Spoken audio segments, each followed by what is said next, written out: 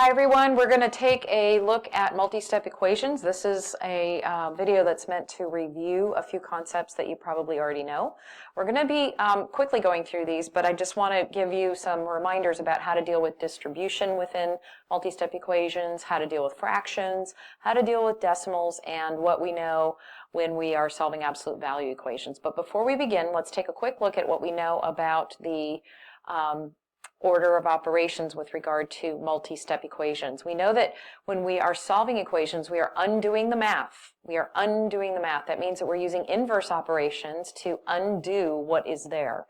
And so in order to undo the math, we have to reverse the order of operations. Typically, when we are simplifying math expressions, when we are just working on regular math, we go in this particular order. However, when we are undoing math, that is solving equations, we need to reverse the order of operations. So we would start by undoing addition and subtraction, then we would undo multiplication and division, and so on and so forth. Let's take a look at our first two examples. So here we have two multi-step equations that involve distribution.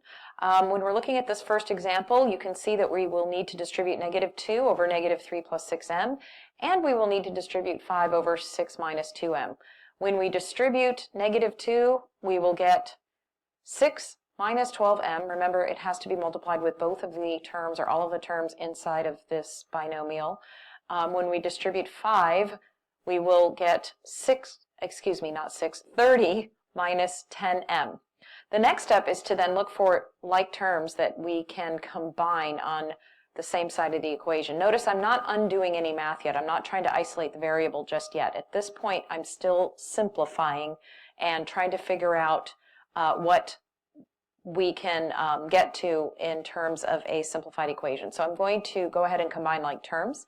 So I've got -6m and -10m on the right side of the equation. I'm going to add those to get -16m. Now I want to combine like terms on opposite sides of the equal sign. So this -16m, I need to undo this. It's technically subtraction or addition of a negative. The way you undo it is by adding 16m to both sides. This is where I start undoing math in order to isolate the variable. So I'm going to add 16m to both sides. When I do that, I get 6 plus 4m is equal to 30. That -16m just canceled out, and I now have -12m plus 16m gave us 4m on the left. So now we're going to simplify before we start solving. So we're going to distribute 6 on both sides of the equation. 6 distributed on both sides will give us 42n plus 6 on the left, and then 36n plus 36 on the right. Now I want to start combining like terms on either side of the equation by undoing the math. I'm going to subtract away the 36n from both sides. That's the subtraction property of equality, if you recall. That will give me 6n plus 6 on the left is equal to 36. I'm going to undo this addition of 6 by subtracting 6 from both sides of the equation. That gives me 6n is equal to 30. Finally, I'm going to undo the multiplication by dividing 6 from both sides of the equation. So we get our solution, which is n equals 5. This is just two examples. These are just two examples of distribution. They should be pretty straightforward for you. Hopefully you understood those and you'll have no trouble working with distribution in the problems that you'll have for homework. Let's move on. We're going to look at multi-step equations with fractions. Starting with example 1 over here, you can see that we have 3 fractions with 3 different denominators. What our strategy is going to be is we're going to try to clear out the denominator from the equation. That means we're going to try to cancel out these denominators so that while we're solving, we're not dealing with fractions anymore. The way to do that is we have to figure out what number we can distribute throughout the entire equation, multiply throughout the entire equation, that will help us cancel out these denominators. The only way to do that is to figure out the least common multiple, or otherwise what would be called a least common denominator if we were going to use denominators. So the least common multiple for 6, 3, and 9, the smallest number they all go into is 18. So we're going to take 18, the number 18, and distribute it throughout the entire equation. Notice that I have brackets set up on either side of the entire equation. That indicates that 18 has to be distributed through every single term on both sides of the equal sign. I'm not going to actually multiply 18 all the way through initially because I'm looking to cancel out these denominators before I actually multiply. So the next step is to sort of set it up so that 18 looks like it's about to be multiplied with everything. It'll look like this: 18 times 13 over 6v. Notice that that's distributed into the first term. Then we have 18 times 1. Again, 18 has been distributed with the second term. Then on the other side of the equal sign, we have 18 times 1 over 3v. And then 18 times 2 over 9. I didn't go ahead and multiply these because I can cancel directly between the denominator and the number 18 wherever we have a denominator. So 6 can go into 18 3 times, so that's going to cancel out. 3 can go into 18 6 times, so that's going to cancel out. And 9 is going to go into 18 2 times. So when I do that division or that canceling, notice that 6 will go into 18 3 times. And of course 18 times 1 is just 18. 3 will go into 18 6 times. And 9 will go into 18 2 times. So I've just eliminated all of my denominators. I don't have these anymore. Now I'm just going to simplify these coefficients by doing the multiplication that's indicated.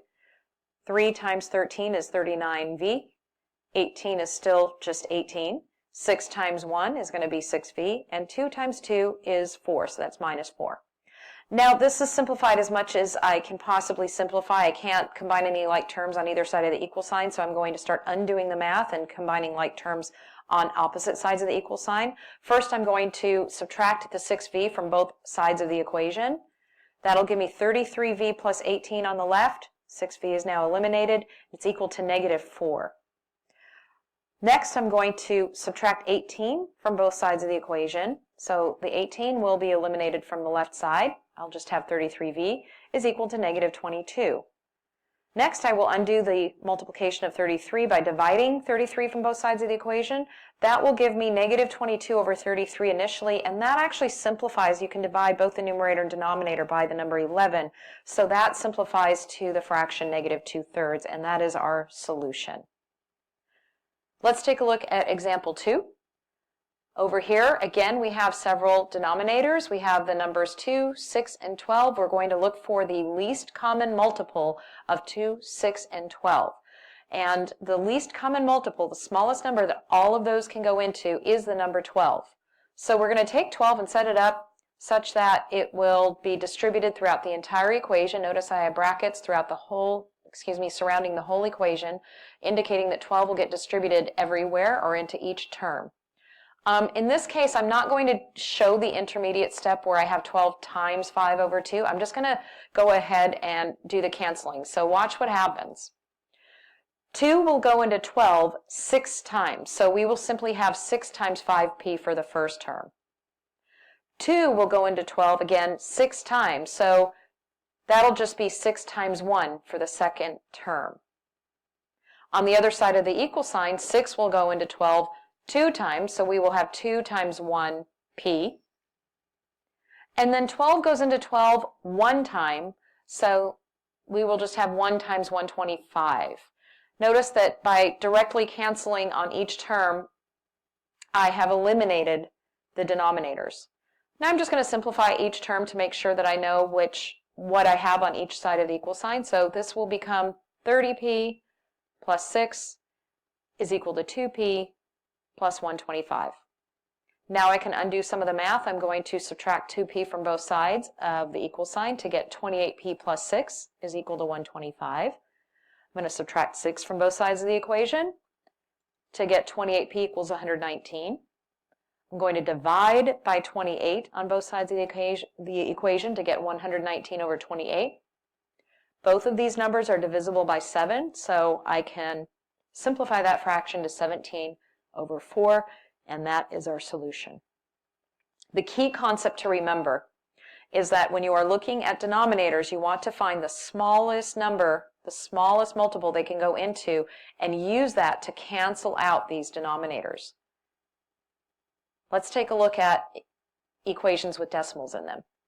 This first example, we have several terms that have decimals in them, and what I'm going to do is kind of scan the equation to see which one has the most digits behind the decimal. In this case, this negative 10.25 has 2 digits behind the decimal, whereas the others only have no digits or only 1 digit behind the decimal. So the one that has 2 digits behind the decimal is the one that will help us understand what to distribute. If we are 2 digits past the decimal, that's the hundredths place, which means that we need to distribute the number 100 through our decimal. That will move all the decimal points 2 places to the right. So again, I've put a bracket around the entire equation. 100 will get distributed throughout everything in this equation, and that will move all of these decimal points, including the one that's here behind the 1. It'll move everything 2 places to the right. So when I distribute the 100, I'm going to get negative 1025 plus 280V is equal to 100 minus 470V. Notice that everything moved 2 places to the right.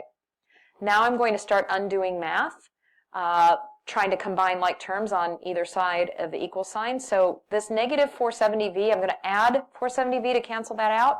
So when I add 470V to both sides, I'll still have negative 1025 on the left, but plus 750V is equal to 100. Now I'm going to add 1025 to both sides of the equation, so I can cancel this out from the left. So I will have 750V is equal to 1125.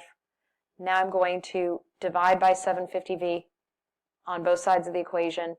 So I initially have 1125 over 750. Both of these numbers are divisible by 25. So when I divide out the 25 in the numerator and the denominator, or cancel out the 25, I will have a fraction that is equal to 45 over 29. That is now my solution right there. Let's take a look at example 2. This one's actually going to be a little bit easier. I'm looking to see how many places behind the decimal I need to go, and it looks like I only have 1 place behind the decimal to worry about. So that's the tenths place. So I will distribute with the number 10. 10 will get distributed throughout the entire equation, which will move all the decimal points 1 place to the right. So we will have negative 80n plus 3 is equal to 73 minus 80n. I'm going to now try to combine like terms by adding 80n to both sides of the equation. When I do that, I find that both of the negative 80n's will actually cancel out. They both go away, and that leaves me with 3 is equal to 73. That is a false statement. 3 does not equal 73. So if I end up with all the variables canceling out and I have a false statement such as 3 equals 73, we know that's not true. That tells me I have no solution. That tells me I have no solution for this equation. All right, let's keep moving along. We're going to look at absolute values. Absolute values are fairly simplistic, but one of the things we need to remember is that we are dealing with a distance from 0. And I always like to show the number line when we're dealing with absolute value, because what we want to do is keep in mind that we're talking about a distance away from 0. So for this example, it's a pretty straightforward one. We're saying that the absolute value of n is 5. In other words, n is 5 units away from 0. The distance of n from 0 is 5 units. So if we're looking at the number line, we're trying to figure out where are the numbers that are exactly 5 units away from 0. Well, if I'm moving to in the positive direction, 1, 2, 3, 4, 5, all right, so there's one of our numbers that's 5 units away from 0. And if we move from 0 in the negative direction, 1, 2, 3, 4, 5, we'll see that